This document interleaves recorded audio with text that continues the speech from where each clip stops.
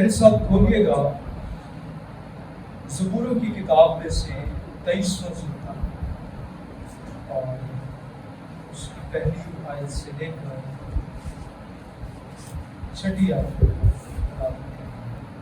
داؤد کا مضمون: خداوند میرا چوپان ہے، مجھے کمی نہ ہوئی۔ وہ مجھے ہری ہری چراگاہوں میں بٹھاتا ہے، وہ مجھے راحت کے چشموں کے پاس لے جاتا ہے، وہ میری جان کو بحال کرتا ہے، وہ مجھے اپنے نام کی خاطر صداقت کی راہوں پر لے چلتا ہے۔ بلکہ خواہ موت کے سایہ کی وادی میں سے میرا گزر، میں کسی بلا سے نہیں ڈروں گا، کیونکہ تو میرے ساتھ ہے۔ تیرے عصا اور تیری لاٹھی سے مجھے تسلی ہے۔ تو میرے دشمنوں کے روبرو میرے آگے دسترخوان بچھاتا ہے۔ تو نے میرے سر پر تیل بھرا، میرا پیالہ لبریز ہوتا ہے۔ یقیناً بھلائی اور رحمت عمر بھر میرے ساتھ ساتھ ہے، اور میں ہمیشہ خداوند کے گھر میں سکونت کروں گا۔ آمین۔ مقدس داؤد اور اس کے مضامین مسیحی زندگی میں ذاتی طور پر میرے لیے ہمیشہ تقویت بخش رہے ہیں۔ داؤد کی زندگی کا وہ پہلو جو مجھے انسپائر کرتا ہے وہ اس کا ورشپر، اس لیے نہیں کہ وہ کنگ تھا۔ اگر آپ بھی کبھی اپنے آپ سے سوال کریں کہ آپ داؤد کو کیوں یاد رکھتے ہیں اور پسند کرتے ہیں، کیا اس لیے کہ وہ کنگ تھا، یا اس لیے کہ وہ بڑا اچھا ولیت تھا، یا پھر اس لیے کہ وہ ورشپر تھا؟ ہم اس لیے داؤد کو یاد رکھتے ہیں۔ ویری فرسٹ لیسن، آپ کو لوگ آپ کے عہدوں کی وجہ سے یاد نہیں رکھیں گے، آپ کی زندگی اور خدا کے ساتھ آپ کا ریلیشن، یہ آپ کی لیگیسی ہے جس کو لوگ یاد رکھیں گے۔ بادشاہ تو بہت سارے تھے، اگر ہم ساؤل کو اس کے مد مقابل رکھیں تو وہ بھی بادشاہ، سلیمان وہ بھی کنگ تھا۔ سلیمان کو آپ کیوں یاد رکھتے ہیں؟ Because of his wealth, because of his wisdom۔ ماضی میں آپ دیکھ لیں، اگر میں آپ کے سامنے چند ایک لیڈرز کا نام لوں تو آپ سوچئے گا کہ آپ ان کو ان کے عہدوں کی وجہ سے یاد نہیں رکھتے، آپ ان کے کاموں کی وجہ سے یاد رکھتے۔ وہ خدمات جو انہوں نے سر انجام دی۔ کوئی نام آپ لینا چاہتے ہیں تو آپ لے سکتے ہیں، ٹھیک؟ ڈینیل، کیوں ہم اسے یاد رکھتے ہیں؟ دعا کے سبب سے، اس کے ایمان کے سبب سے، اس کی ریزسٹنس کے سبب سے۔ تو داؤد کو میں اس لیے پسند کرتا ہوں کیونکہ وہ اپنی بہت ساری مصروفیات، ذمہ داریوں، پوزیشنز کے باوجود always connected to God، always worship کی اسپرٹ کے اندر۔ اور یہ زبور، اگر میں کہوں کہ یہ زبور اس کے تمام مزامیر کا تاج ہے، تو میں غلط نہیں ہوں گا۔ تھوڑی یہ زبور خدا کی بھلائی کا بیان ہے۔ اس کو پڑھتے ہوئے، اس کو پریچ کرتے ہوئے ہم خدا کی حضوری کی تازگی سے فیض یاب ہوتے ہیں۔ داؤد خود ایک چرواہا، اس کا جو بھیڑوں کے ساتھ ریلیشن تھا، اس نے اپنے اور خدا کے ریلیشن کو بھی کیئرنگ میں، بھلائی کے اندر ویسا ہی پایا، اور اس نے یہ لکھ دیا۔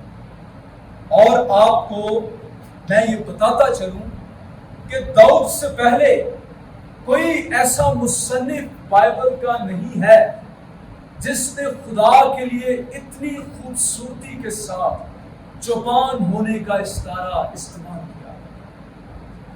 داؤد سے پہلے کون سی بائبل کی کتب ہمارے پاس موجود ہیں؟ 5 کتابیں، ان میں خدا کے بارے میں ایسا ریویلیشن نہیں ہے جیسا مزامیر میں موجود ہے۔ خدا چٹان ہے، خدا چوپان ہے، خدا قلعہ ہے، خدا محکم برج ہے۔ یہ ساری چیزیں ہم کو داؤد نے دی ہیں، اس کی شاعری سے ملی ہیں۔ اینڈ ریممبر، وہ ایک پولیٹیکل لیڈر بھی تھا، ویسے نہیں جیسے آج کے دور میں ہوتے ہیں۔ وہ ایک کنگ تھا، ان تمام باتوں کے باوجود دعا کرنے والا، اور شریعت کے ساتھ اس کا دل ایسا لگا ہے۔ زبور 119 میں راتوں کو اٹھ اٹھ کر وہ اس پر غور کرتا ہے۔ یہاں پر اس زبور میں اس نے بھیڑ کی زندگی کا ایک پورا سال بیان کیا، جیسے جیسے اس کی لائف میں ہوتا ہے۔ سب سے پہلے خداوند میرا چوپان ہے، That's why مجھے کمی نہ ہوگی۔ سب سے پہلی بات، خدا کے لیے وہ پرسنل ناؤن استعمال کرتا ہے۔ خداوند میرا چوپان ہے، مجھے کمی نہ ہو۔ There is personal relation with God۔ لے خدا قادر مطلق ہے، آپ نے سن رکھا۔ خدا سب کچھ مہیا کرتا ہے، آپ نے سن رکھا۔ خدا نجات دیتا ہے، آپ نے سن رکھا۔ خدا شافی ہے، آپ نے سن رکھا۔ لیکن ان تمام حقیقتوں کا آپ تب تک تجربہ نہیں کر سکتے جب تک کہ کوئی شخصی رشتہ خدا کے ساتھ نہیں۔ اس کا خدا کے ساتھ شخصی رشتہ ہے۔ ہمارے خدا کی، خدا ثالوث کی خوبیوں میں سے ایک وہ ریلیشنل ہے، وہ شخصی خدا ہے۔ کتنا شخصی تیرے ساتھ ساتھ چلتا، کتنا شخصی تیرے اندر رہتا، کتنا شخصی تیرا اٹھنا بیٹھنا جانتا، کس قدر وہ شخص تیرے خیالوں کو دور سے ہی پہچان لیتا۔ یہ ساری باتیں بھی ہم کو بہت نہیں، اس کے اندر کچھ تھا جو بڑا یونیک تھا۔ خیر، یہ جملہ کہ مجھے کمی نہ ہو، اس کو کچھ یوں بھی لیا جا سکتا ہے کہ جو خدا کے لوگ ہیں ان کو جو بھی وہ چاہیں مل جاتا، کبھی ان کو کسی چیز کی کمی نہیں ہوتی۔ ایسے بھی لوگ اس آیت کو استعمال کر لیتے، لیکن یہاں پر بات ہے سیٹسفیکشن کی۔ کیا آپ ایسے لوگوں کو جانتے ہیں جو سب کچھ رکھتے ہوئے بھی مارے آوارہ، ڈس سیٹسفائیڈ، غیر اسودہ، غیر مطمئن؟ آئے کبھی آپ کو نظر ایسے؟ بے شمار۔ کیوں؟ ان کا ریلیشن خدا کے ساتھ نہیں۔ اگر آپ جاننا چاہتے ہیں how much your relation with God is true, healthy, تو اندازہ اس سے کریں آپ مطمئن کے لیے۔ جتنے آپ خدا کے قریب ہوتے ہیں اتنے ہی آپ مطمئن ہوتے ہیں. بڑی تشنگیاں وہ تشفی پاتی جاتی ہیں, بڑے سوال ان کے جواب آپ کو ملتے جاتے ہیں. In the presence of God, in the relation of God. کامیاب ترین لوگ ہیومن پرسپیکٹو سے آپ ان کو مایوس دیکھیں گے, اداس دیکھیں گے, لیکن مسیح کے ساتھ جڑے ہوئے لوگ گرتے ہیں, وہ پریشان بھی ہوتے ہیں, غم بھی کرتے ہیں, لیکن پھر اٹھ کھڑے ہوتے ہیں, پھر تسلی پا جاتے ہیں, شادمانی ان کو مل جاتی ہے, قوت ان کو ملتی رہتی ہے. چارلس ورجن نے بڑے خوبصورت کمنٹس اس آیت پر لکھے ہیں کہ جن کا چوپان خدا ہے ان کو کچھ کمی نہیں ہوتی, اور جن کو کمی ہوتی ہے ان کا چوپان خدا نہیں ہے.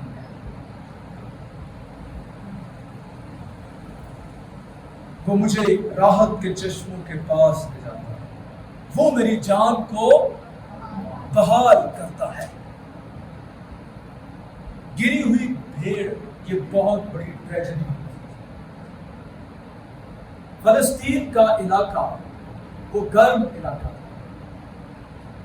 اس وقت میں بھیڑیں اس علاقے میں آج بھی کیا کرتی ہیں, وہ گھڑے کھودتی ہیں اور ان میں جا کر ٹھنڈک پانے کے لیے بیٹھ جاتے ہیں. اور جب وہ اس حالت میں ہوتی ہیں, ان کی اون بھری ہوئی ہو اور اس میں گندگی پھنسی ہوئی ہو, وہ بھاری ہو جاتی ہے. جب وہ صحت پسند ہو جاتی ہے, اپنی صفائی کروانا نہیں چاہتی, جب ان کی صفائی کرنے کی کوشش کی جائے, کلیسیا میں ایسی بھیڑیں ہوتی ہیں, تو وہ الٹا سینگ مارتی ہیں, صفائی کروانا پسند نہیں کرتی. پروننگ, ڈسپلن, پند و نصیحت کی باتیں یہ ان کو بھاتی نہیں ہیں.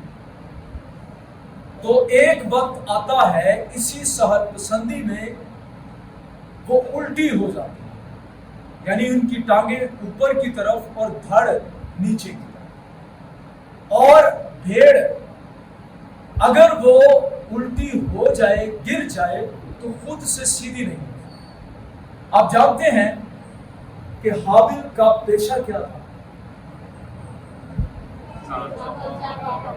It means کہ from the very beginning, from the creation, بھیڑیں کبھی بھی اپنے آپ پر نہیں چلتی. Always ان کو کیٹر کرنے کے لیے چوپان دیا.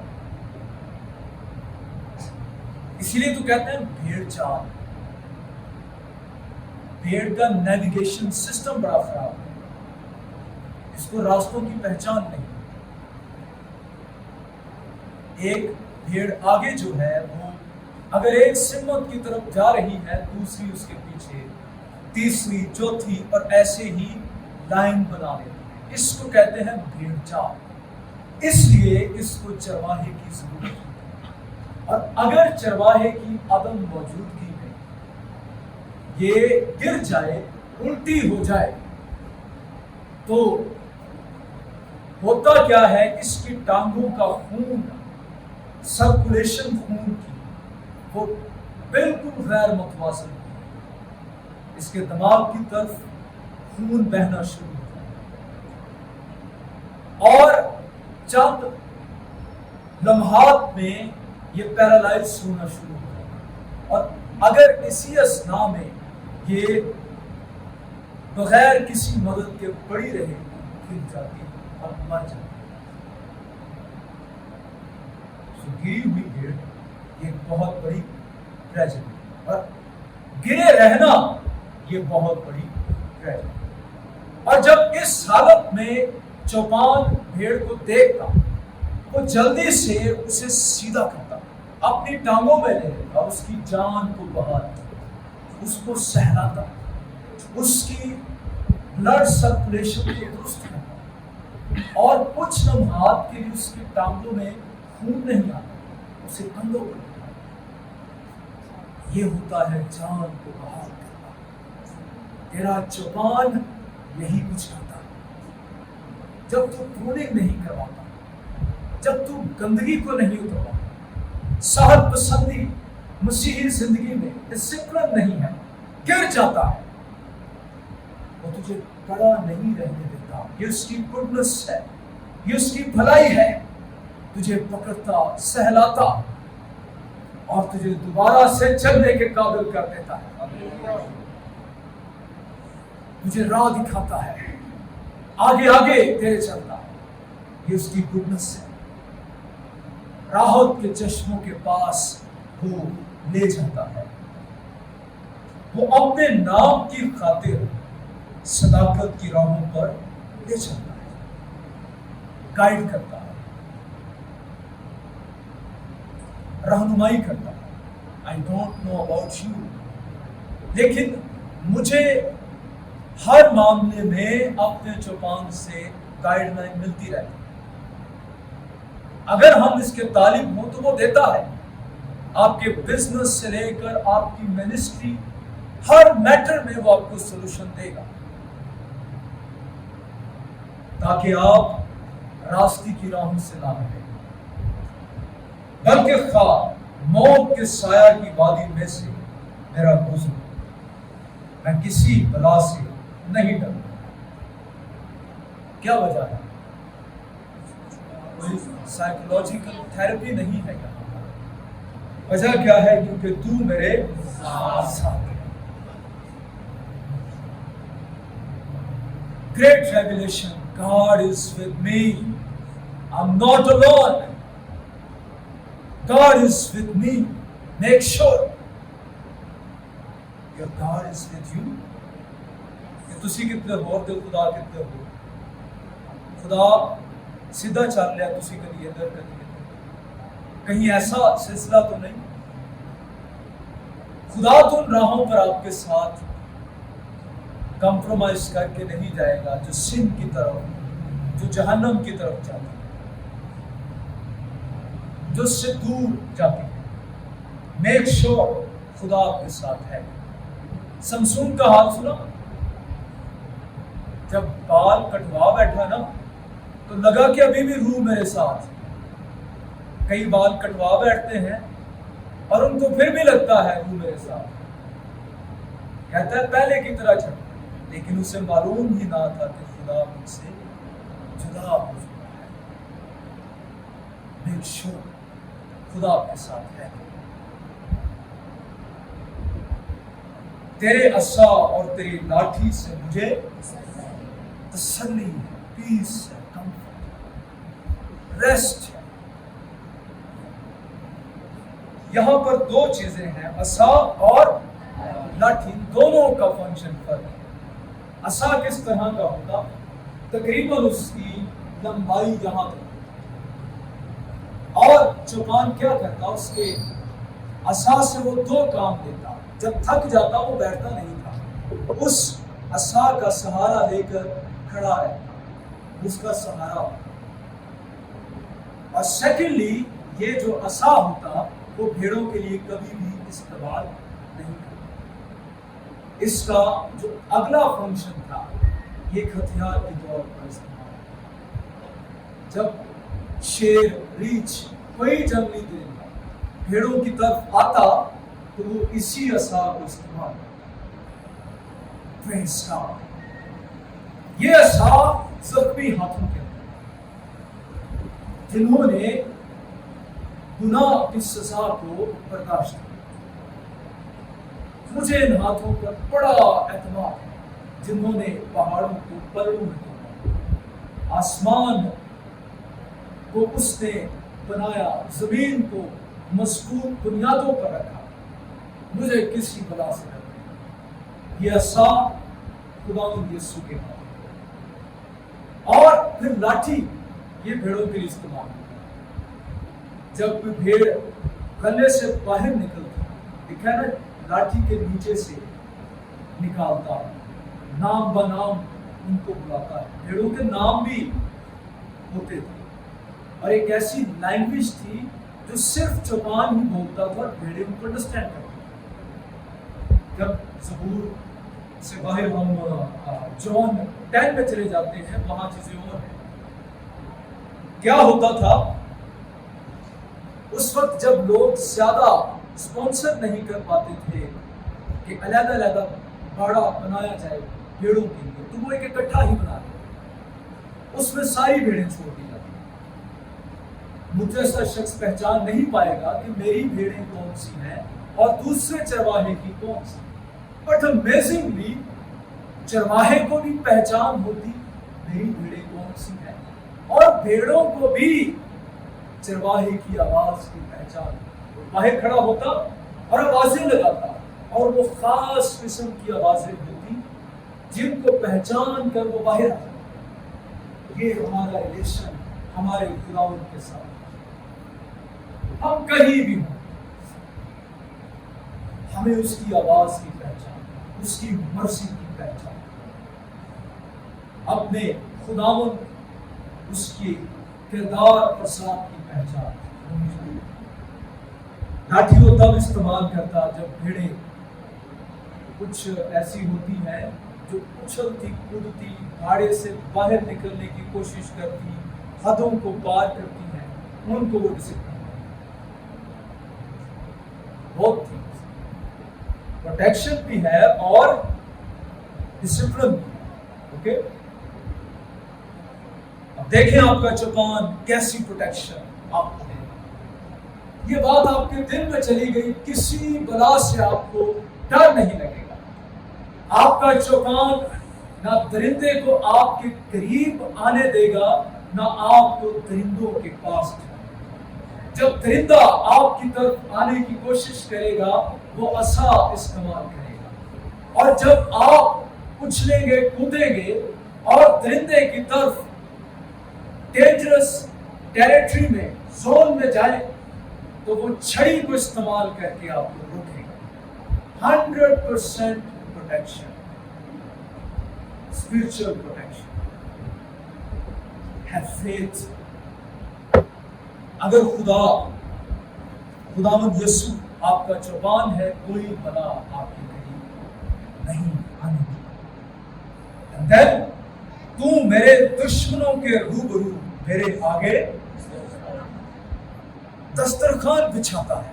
آج بھی عرب ممالک میں جو بہت کلچر کے لحاظ سے اسرائیل کے قریب ہیں وہ آج بھی بھیڑوں کی چراگاہوں کو دسترخوان ٹیبل میز کہتے ہیں. اس کا کیا مطلب ہے؟ سال میں ایک ایسا وقت آتا بلندیوں کی طرف چرواہا بھیڑوں کو لے کر چلا بلند پہاڑوں کی جو وادیاں ہوتی اور یہ وہ وقت ہوتا تھا جس میں بھیڑیں بہت انٹیمیٹ وقت اپنے چرواہے کے ساتھ اس کے ساتھ ساتھ رہتی. اور وہ کیا کرتا اس سے پہلے کہ بھیڑوں کو اس خاص مقام پر لے کر جائے خود اس جگہ کا وزٹ کرتا. وہاں جا کر ان وادیوں میں دیکھتا کوئی ایسی جڑی بوٹی تو نہیں جو زہریلی ہے جس کو کھا کر بھیڑ ہلاک ہو سکتی ہے. اس کو یہ نہ لگے کہ یہ میرا چارہ ہے. وہ ایک ایک کر کے اس کو نکال دیتا, میک شور کرتا کہ اب یہ ریڈی ہے. اور ان چشموں کو جہاں سے بھیڑوں نے پینا ہوتا پتھر نکالتا تاکہ جب یہ جائیں. یہ بہت انٹینسیو قسم کی جاب تھی. ایسے ہی وہ خدا کو اس کے ساتھ ریلیٹ نہیں کرتا. وہ چشمے میں سے پتھر نکالتا جو بھیڑوں کو زخمی کر سکتی ہے. اور پھر کیا ہوتا جب وہ بلندی کی طرف جا رہا ہوتا درندے وہ شکار کے لیے دیکھتے ہیں.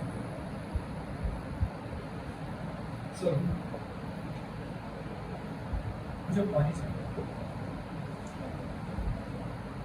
تو وہ اس کوشش میں رہتے کہ کسی طرح سے کوئی بھیڑ ہماری شکار ہو. اور بھیڑوں کو بھی اس بات کا اندازہ ہوتا اس لیے وہ زیادہ سے زیادہ چرواہے کے قریب رہنے کی کوشش. छोटी भेड़ों को वो अपने कंधों पर उठाए। जब दुश्मन चौगिर्द हो, ये इंटीमेट फेलोशिप का टाइम है। और जब वो अपने मुकाम तक पहुंच जाते तो फिर भी दुश्मन चौगिर्द ही रहता, लेकिन जो भेड़े होती वो मजे के साथ अपने चरवाहे की मौजूदगी में दरिंदों की आंखों के सामने अपना चारा खाती रहती। ये होता है दुश्मन के रूबरू दस्तरखान पे।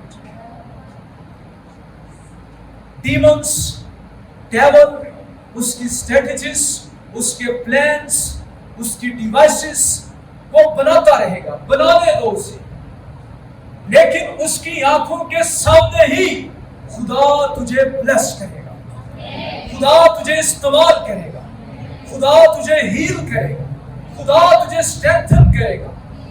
यहां पर बहुत सारे दुश्मन के मंसूबे कि तू दिल बर्दाश्ता हो जा, छोड़ दे, अपना टाइम पूरा ना कर, खिदमत को बीच में छोड़ दे। लेकिन if you trust on God, he will protect you. जो आपके लिए पेशीन गोइयां अनॉइंटेड खादमीन ने की, प्रोफेसिस की, मिलेगी आप। जो बाइबल में आपके लिए वादे लिखे गए हैं वो आपकी जिंदगियों में पूरे होंगे। इब्लीस ने जाति जूलियत बड़े बड़े उसने दावे किए, मैं ये कर दूंगा, वो कर दूंगा। फिलिस्तियों की आंखों के सामने वो मरा कि नहीं, बातें वो बड़ी करेगा, झूठ वो बड़े बोलेगा, लेकिन अल्टीमेटली उसने आपके लिए दस्तरखान तैयार कर रखा है। Fully satisfied, fully satisfied, I mean fully satisfied, literally I mean. आपकी नीड्स जो फाइनेंशियल है पूरी होगी, आपकी जो स्पिरिचुअल नीड्स हैं पूरी होगी, जो उसने आप में जरूरियात रखी हैं वो पूरी होगी। Believe me, everything is settled and prepared. Just hold on and trust on God. मैं ये जुमले और ज्यादा ऊंची आवाज से बोलना चाहता हूं, लेकिन मैं दर्द की वजह से बोल नहीं पा रहा। मैं इस कदर इनसे ब्लेस्ड हो रहा हूं। Your God can never be failed. आपका खुदा जो आपका जुबान है वो कभी फेल नहीं होता। उसके मंसूबे वो फ्रस्ट्रेटेड नहीं होते। आसमान और जमीन में जो कुछ वो चाहता है वही कुछ हो। Have a good courage, women of God and men of God. खातूने खुदा और मर्द खुदा, you are chosen person, you are called one. आप पर गुसीदा बुलाए हुए हैं। कमर बांधे रख, हौसला मजबूत रख। खुदावंद तेरी हिफाजत कर रहा है, खुदावंद तेरा चौपान है। तूने मेरे सर पर तेल मला है, मेरा प्याला लबरेज होता है। एक खास किस्म की मक्खी थी जो भेड़ के कानों से गुजर कर दिमाग तक पहुंची, और अगर वो ऐसा करने में कामयाब हो जाती, भेड़ की बहुत बुरी अलमनाक मौत होती। उस वक्त चरवाहा भी कुछ नहीं करता, वो चट्टानों के साथ टकरे मार मार कर मर जाते। इन मक्खियों से प्रोटेक्ट करने के लिए खास किस्म का तेल चरवाहा तैयार है और वो मन देता सब ले जितने मर्जी मक्खियां तेरे पास नहीं आएंगी। आप इसको जैसे भी इंटरप्रेट करें, word of God, anointing of Holi spirit, piece of God, comfort of God, अगर ये तेल आपके सर के ऊपर है तो फिक्रों की मक्खियां, डिप्रेशन, डिसअपॉइंटमेंट, मायूसियां, उदासियां जब वो जहन में घुस जाती हैं तो हम टकरे मार मार कर खुद ही अपने आप को बीमार, रूहानी तौर पर शिकस्त खुर्दा कर लेते हैं। उनसे प्रोटेक्शन आपका चरवाहा को देगा। टाइमली वर्ष आएगी, इस वक्त तेरे लिए ये वर्ष है। घबराता क्यों है? पढ़ाई में मसला हो रहा है, इट्स ओके। डैनियल को भी मैंने ब्लेस किया था, जब मेरी बरकत उसकी जिंदगी में आई वो 10 दर्जे बाकियों से बेहतर निकला। बिलीव मी, खुदा करता है।